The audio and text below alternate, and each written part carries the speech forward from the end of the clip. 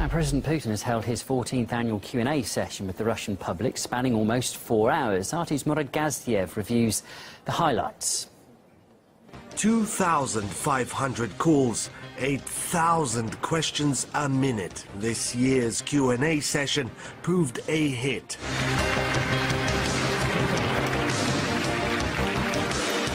After almost 4 hours of talk, Putin called an end.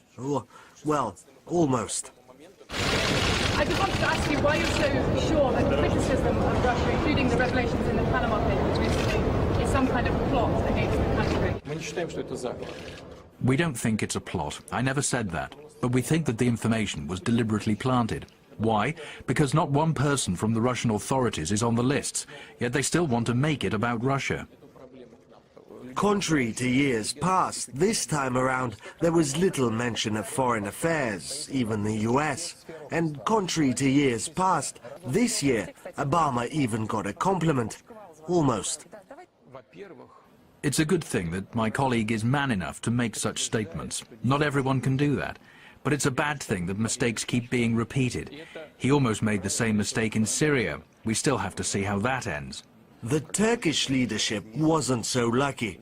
Putin made clear Russia's quarrel isn't with the Turkish people, but the leadership. And he isn't the only one.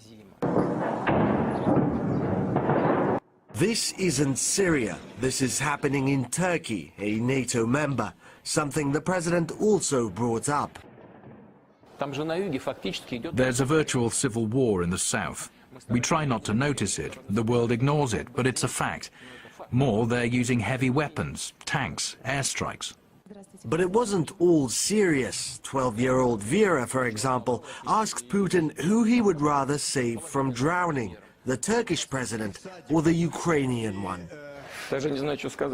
You're putting me in a tight spot. I don't know what to say. If someone's decided to drown, there's no saving them. That wasn't the only question to put Putin on the spot.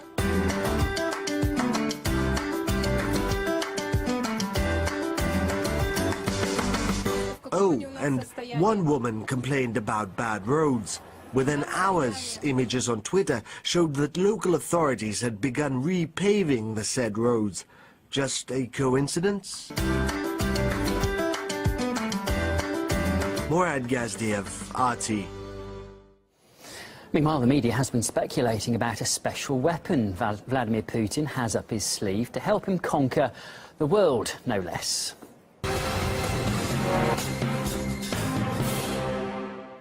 You're watching RT International. I'll be back with the headlines in about half an hour's time. Up next, though, it's the story of Native Americans of African descent as they battle their own communities and the federal government to regain tribal recognition.